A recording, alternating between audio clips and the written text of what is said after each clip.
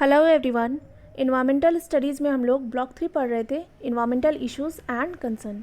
हमने पढ़ना स्टार्ट किया था यूनिट 11 ग्लोबल इन्वायरमेंटल इश्यूज़। पिछले क्लास में हम लोगों ने ग्लोबल वार्मिंग और क्लाइमेट चेंज को देख लिया था। आज हम पढ़ेंगे ओजोन लेयर डिप्लेशन और एसिड रेन। तो स्टार्ट करते हैं हमारा सबसे पहला टॉपिक ओजोन लेयर डिप्लेशन। देखो, ओजोन लेयर समझने के लिए हमें पहले लेयर ऑफ एटमॉस्फेयर समझना पड़ेगा। जैसे कि देखो, ये रहा हमारा अर्थ, इसके बाद इस तरीके से लेयर बना होता है एटमॉस्फेयर का। ठीक है, तो सबसे पहला वाला जो है वो क्या होता है, ट्रोपोस्फेयर, देन स्ट्रेटोस्फेयर, फिर मेसोस्फेयर। इस तरीके से क्या हो रहा है, लेयर बना है एटमॉस्फेयर का।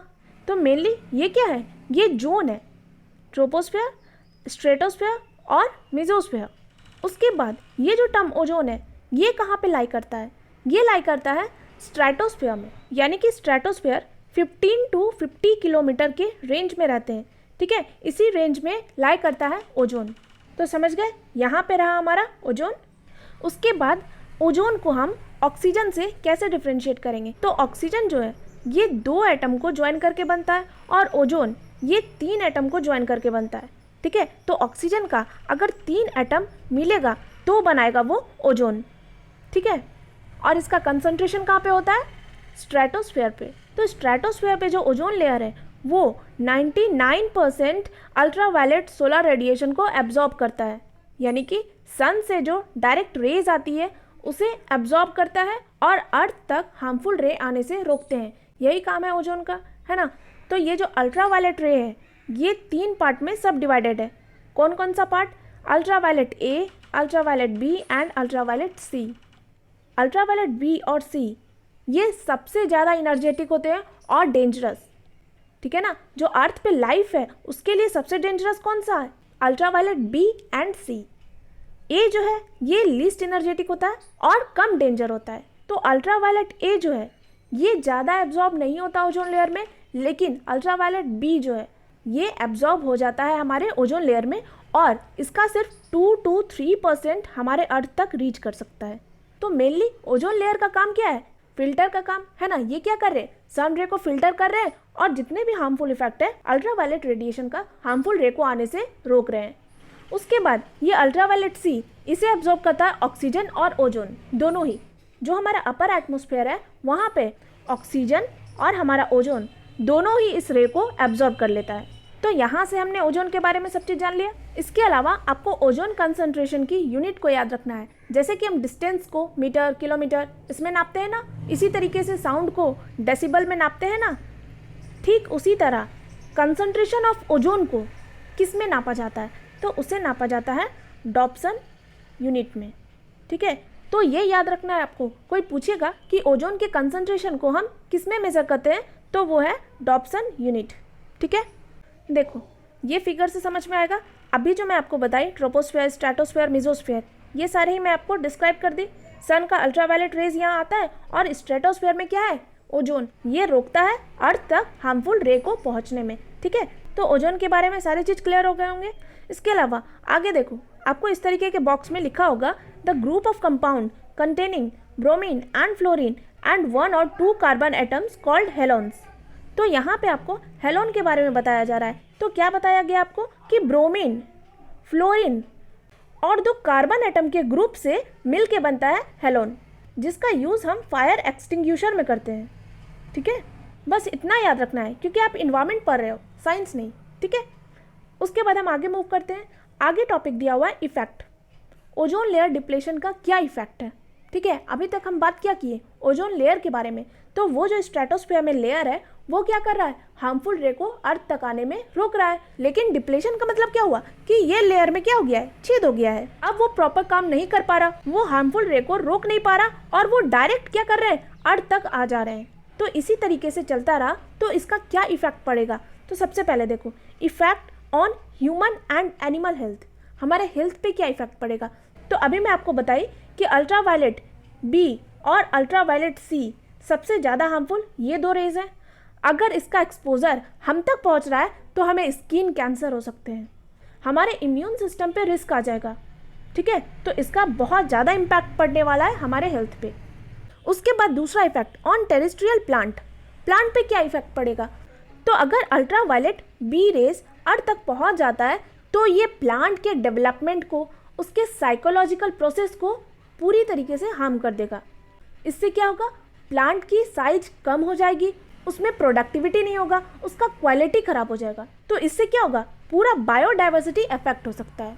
तो मेनली यहाँ जो हम ओजोन लेयर डिप्लेशन की इफेक्ट देख रहे हैं उसको हम अल्ट्रा वायलेट बी रे से समझेंगे, क्योंकि ये रे सबसे ज़्यादा खतरनाक है और इसके ही अर्थ पे आने से सबसे ज़्यादा इफेक्ट होने वाला है। ठीक है, तो एनिमल हेल्थ हम देख लिए और टेरेस्ट्रियल प्लांट पे भी। अब हम आगे देखते हैं एक्वेटिक इकोसिस्टम में। तो अगर अल्ट्रा वायलेट रेज यहाँ पे पहुँच गया तो ये फिश की प्रोडक्टिविटी को कम कर देगा। तो जितने भी हमारे एक्वेटिक प्लांट्स हैं वो सारे रिड्यूस हो जाएंगे। ठीक है, और रिड्यूस होने का मतलब है फूड चेन गड़बड़ा जाएगा, और फूड चेन खत्म हो गया तो क्या होगा, बायोडाइवर्सिटी खत्म। उसके बाद दूसरा क्या है, ऑन मटेरियल। मटेरियल में जो पॉलीमर है ये पूरी तरीके से डिग्रेड हो जाएगा। तो अल्ट्रा वायलेट का सबसे ज़्यादा किसी मटेरियल पे अगर इफेक्ट पड़ता है तो वो पॉलीमर पे पड़ेगा। ठीक है, तो यहाँ से आप समझ गए कि अगर ओजोन लेयर डिप्लेशन होता रहा तो किस तरीके से वो हमें इफेक्ट करेगा। तो इसीलिए जिस तरीके से हमने क्लाइमेट चेंज के लिए स्टेप लिया उसी तरीके से हमने ओजोन डिप्लेशन के लिए भी स्टेप लिया। जैसे कि क्लाइमेट चेंज के लिए क्योटो प्रोटोकॉल था, उसी तरीके से ओजोन डिप्लेशन के लिए मॉन्ट्रियल प्रोटोकॉल है। ठीक है, मॉन्ट्रियल प्रोटोकॉल। तो इसके बारे में थोड़ा जानते हैं। देखो, an international convention was held in Vienna on March 22, 1985, which led to an international agreement on 16 September 1987 known as Montreal Protocol। है ना, ये मॉन्ट्रियल प्रोटोकॉल किसके लिए हुआ था, बेसिकली ओजोन डिप्लेशन के लिए। Montreal protocol on substance that deplete the ozone layer, वो सब्सटेंस जो कि ओजोन लेयर को डिप्लीट कर रहा है उसके लिए मॉन्ट्रियल प्रोटोकॉल को लॉन्च किया गया था। और इसी मैटर के थ्रू बात की गई कि जितने भी ओजोन डिप्लीटिंग सब्सटेंस है उसको हम पूरी तरीके से ख़त्म करें, क्योंकि अगर ओजोन लेयर डिप्लेशन को रोकना है तो जो सब्सटेंस उसको हार्म कर रहे हैं उसे रोकना जरूरी है। तो इसीलिए मॉन्ट्रियल प्रोटोकॉल को लॉन्च किया गया था। इसके थ्रू हम ओजोन लेयर डिप्लेशन को सही करने की बात की और जितने भी सब्सटेंस इसको डिप्लीट कर रहे हैं वो सारे को हटाने की बात की। ठीक है ना। उसके बाद आगे the UN general assembly in January 1995 resolved that 16 September be observed each year as International Day for the Preservation of the Ozone Layer to commemorate the signing of Montreal Protocol। तो हर साल 16 सितंबर को international day for the preservation of ozone layer के तौर पे celebrate किया जाता है। क्यों सेलिब्रेट किया जाता है, क्योंकि इसी दिन मॉन्ट्रियल प्रोटोकॉल को साइन किया गया था। ठीक है ना, तो मॉन्ट्रियल प्रोटोकॉल किससे रिलेटेड है, ओजोन लेयर डिप्लेशन से। क्लियर हो गया। इसके बाद हम आगे मूव करते हैं। आगे टॉपिक है नेशनल ओजोन यूनिट। ये क्या चीज़ है, देखो ये जो यूनिट है इसका मेनली काम है मॉनिटरिंग एंड इम्प्लीमेंटेशन रिस्पॉन्सिबिलिटी। अब क्या चीज़ के लिए ये भी जानना जरूरी है। तो देखो, ओजोन लेयर डिप्लेशन का असर इंडिया पे भी है ना। तो यहाँ के भी गवर्नमेंट कुछ स्टेप लेंगे, वो स्टेप को मॉनिटर करना, उसको सही तरीके से इम्प्लीमेंट कराना, ये किसकी रिस्पॉन्सिबिलिटी है, नेशनल ओजोन यूनिट की। अब बात आता है कि हमारी गवर्नमेंट क्या क्या मेजर ली है। पहले आप देखो कि ओजोन यूनिट का काम क्या है, मॉनिटरिंग एंड इम्प्लीमेंटेशन। सेकेंड, बहुत सारे फिस्कल मेजर्स लिए हमारे गवर्नमेंट, जैसे कि क्या, एग्जेम्पशन कर दिए कस्टम और एक्साइज ड्यूटी को, और कुछ अदर बेनिफिट्स उन लोगों के लिए अनाउंस हुआ है जो कि ऐसे एंटरप्रेन्योर हैं जो शिफ्ट कर गए नॉन ओडीएस टेक्नोलॉजी पे। यानी कि क्या हुआ, देखो प्रॉब्लम किससे है, ओजोन डिप्लीटिंग सब्सटेंस से। तो जो नॉन ओडीएस पे शिफ्ट कर रहा है यानी कि नॉन ओजोन डिप्लीटिंग सब्सटेंस, ये क्या करेंगे, ओजोन लेयर डिप्लेशन में छेद नहीं करेंगे। तो ऐसे एंटरप्रेन्योर जो इस टेक्नोलॉजी पे काम कर रहे हैं उनके लिए गवर्नमेंट इंसेंटिव दिए, उन्हें क्या किया गया, उसे एग्जेम्प्ट कर लिया गया कस्टम और एक्साइज ड्यूटी से, उन्हें कोई टैक्स पे नहीं करना पड़ेगा। और इसके अलावा बहुत सारे और बेनिफिट दिए गए हैं ताकि सारे लोग मोटिवेट हो और वो शिफ्ट कर जाए नॉन ओडीएस टेक्नोलॉजी पे। ठीक है ना। तो यहाँ पे हमारा ओजोन लेयर डिप्लेशन कंप्लीट होता है। अब हम आगे मूव करते हैं एसिड रेन। ये भी इम्पॉर्टेंट टॉपिक है क्योंकि ये भी एक मेजर ग्लोबल इशू है। एसिड अगर इसे मापा जाए तो कैसे मापते हैं हम, पीएच वैल्यू से। पीएच वैल्यू अगर 7 से कम होता है तो वो एसिडिक कैरेक्टर का होता है। तो इसी तरीके से अगर रेन वाटर का पीएच वैल्यू 7 से कम हो जाएगा तो हम क्या कहेंगे कि उसमें एसिडिक कैरेक्टर है, यानी कि वो क्या है, एसिड रेन। ये बात याद रखना कि एसिड रेन सिर्फ पॉल्यूटेड एरिया में नहीं होता, जहाँ का इन्वायरमेंट अनपॉल्यूटेड है वहाँ की भी रेन वाटर थोड़ी सी एसिडिक होती है। तो यहाँ पे प्रॉब्लम इसलिए है क्योंकि ये जो एसिड रेन है ये थोड़ा एसिडिक नहीं है, बहुत ज़्यादा एसिडिक है, इसीलिए ये हार्म कर रहा है। ठीक है, एसिड रेन का कॉन्सेप्ट मैं आपको पहले भी बता चुकी हूँ, शायद मैं इसके पहले वाले यूनिट में ही आपको बताई थी, तो वापस रिपीट करना जरूरी नहीं है। अब मैं दूसरे कॉन्सेप्ट की तरफ मूव करती हूँ। दूसरा कॉन्सेप्ट है एसिड डिपोजिशन। एसिड समझ रहे हो, एसिडिक कैरेक्टर, ठीक है। डिपोजिशन, इस पूरे टर्म का मतलब होता है कि किसी भी तरह का प्रिसिपिटेशन, प्रिसिपिटेशन का मतलब होता है रेन, स्नो, फॉग, तो ये सारे चीज़ जो हमारे ऊपर से नीचे आ रहे हैं ये क्या हो गया, प्रिसिपिटेशन। ये अगर अर्थ पे आ रहे हैं यही कहलाता है एसिड डिपोजिशन। ठीक है, तो एसिड रेन भी इसका पार्ट हो गया, है ना। उसके बाद देखो एसिड रेन दो पार्ट में डिवाइड है, wet deposition and dry deposition. Wet से समझ में आ रहा है यानी कि इसमें पानी मिला होगा, है ना। तो एसिड डिपोजिटेड इन रेन, यानी कि रेन ड्रॉप में अगर एसिड डिपोजिट है तो वो क्या हो गया, वेट डिपोजिशन। उसके बाद ड्राई डिपोजिशन, ड्राई यानी कि इसमें वाटर प्रेजेंट नहीं होंगे, deposition of acidic particles in the absence of moisture. यहाँ पे मॉइस्चर के एब्सेंट में यानी कि वाटर के एब्सेंट में जो एसिड डिपॉजिट होंगे वो कहलाएंगे ड्राई डिपोजिशन। क्लियर हो गया आपको, एसिड डिपोजिशन और उसके दो टाइप्स। यही एसिड डिपोजिशन एसिड रेन है, और एसिड रेन किसका पार्ट है, वेट डिपोजिशन का, है ना। इसके अलावा बुक में बहुत साइंटिफिक वे में दिखाया गया है कि किस तरीके से ये रिएक्ट कर रहा है, तो ये सारे उतने इंपॉर्टेंट नहीं है, लेकिन फिर भी मैं थोड़ा सा बताती हूँ ताकि आपको आइडिया जनरेट हो जाए। होता क्या है, ये है सल्फर डाइऑक्साइड, ये ऑक्सीजन के प्रेजेंस में और वाटर के साथ मिलके सल्फ्यूरिक एसिड बना देता है, ठीक है, H2SO4।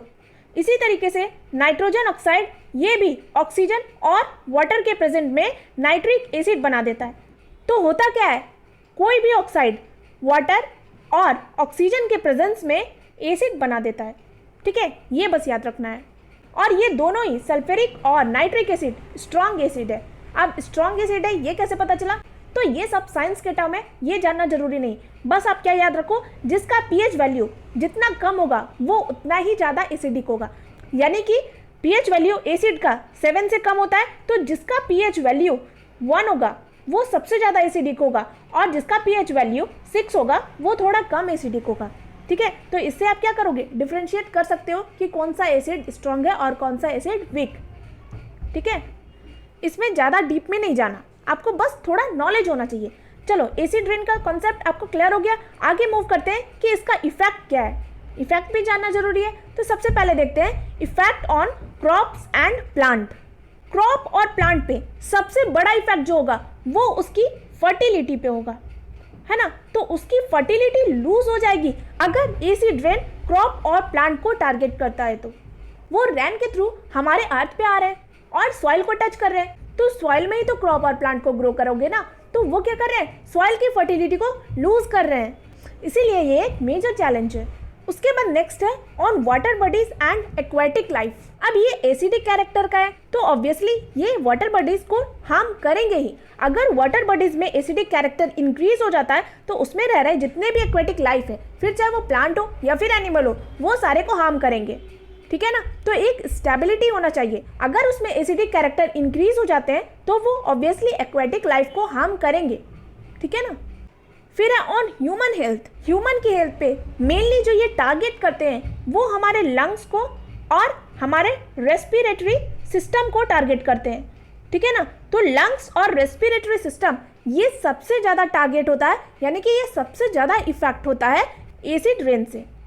और मेनली इसका जो ड्राई डिपोजिशन होता है, यानी कि मॉइस्चर नहीं होगा, इस तरीके के डिपोजिशन एयर में प्रेजेंट होते हैं, ये काउज करते हैं हार्ट प्रॉब्लम और लंग प्रॉब्लम, जैसे कि अस्थमा। ठीक है ना, तो इस तरीके के प्रॉब्लम हो रहे हैं एसिड रेन से, और एसिड रेन का ही पार्ट है ना ड्राई डिपोजिशन और वेट डिपोजिशन, तो ड्राई डिपोजिशन भी यहाँ पे हार्म कर रहा है। उसके बाद है इफेक्ट ऑन मटेरियल। मटेरियल में कौन आएंगे, यहाँ के डैम, ब्रिजेस, स्टैचू, मॉन्यूमेंट। और आपको पता है कि एसिड अगर इन सारी चीज़ों पे गिरेगा तो क्या करेगा, सारे मटेरियल को खराब। जैसे कि सपोज मान लो अगर एसिड ताजमहल पे गिर रहा है तो वो क्या करेगा, उसके वाइट मार्बल को पूरी तरीके से इफेक्ट कर देगा। तो एसिड रेन हम सारे के लिए हार्म है, फिर चाहे प्लांट हो, एक्वेटिक लाइफ हो, ह्यूमन हेल्थ हो या फिर मटेरियल हो, कोई नहीं बच रहा। तो ये हो गया हमारा एसिड रेन कंप्लीट। तो हमने सारे चीज़ कवर कर लिए हैं। इंट्रोडक्शन ये मैं आपको कल के ही क्लास में पढ़ा दी, ग्लोबल वार्मिंग और क्लाइमेट चेंज ये भी मैं आपको कल के क्लास में पढ़ा दी। आज हम कवर किए ओजोन लेयर डिप्लेशन और एसिड रेन। आपको कोई दिक्कत नहीं बचना चाहिए क्योंकि मैं सारी चीज़ों को अच्छे से एक्सप्लेन कर दी। फिर भी कोई दिक्कत बचता है तो आप मुझसे पूछ सकते हो। अगर समझ में आया तो आप लाइक तो कर ही सकते हो। ठीक है, तो मिलते हैं हम अपने अगले क्लास में। Thank you so much, have a good day.